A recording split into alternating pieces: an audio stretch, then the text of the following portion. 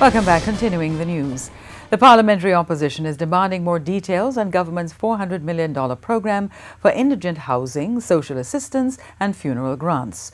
The call came from opposition spokesman on local government, Noel Arscott, in his contribution to the sectoral debate. Mr. Arscott also had questions about a new building to house the head office of the local government ministry.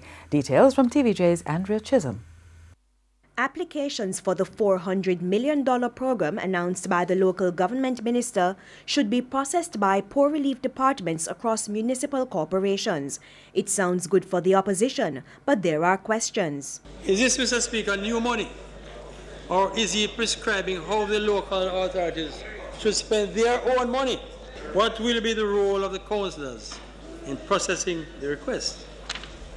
Without a transparent mechanism, Mr. Speaker, we might be faced with an elaborate scheme that only serves to set up the councillors. He also wants details of the educational grant and indigent housing program for each corporation and division.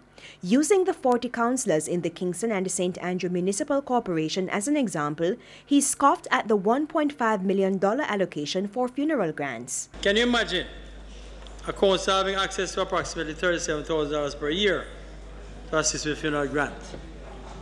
Is this the empowerment Minister is speaking about?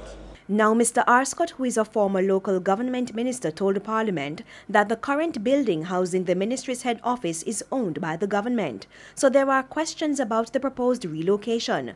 The ministry's head office is to be relocated from 84 Hagley Park Road in St. Andrew to number 61 of the same road.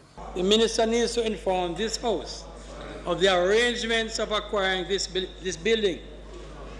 Is it rented, leased or bought? What will be the cost to the taxpayers?